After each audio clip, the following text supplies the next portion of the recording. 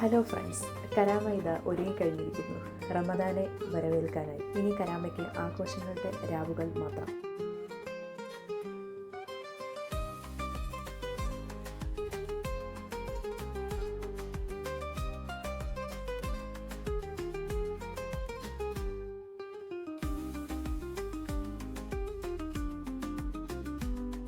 Street ഫുഡും stage ഷോയുമായി Karama ഇതാ പുതിയൊരു വൈബിലേക്ക് മാറിയിരിക്കുന്നു.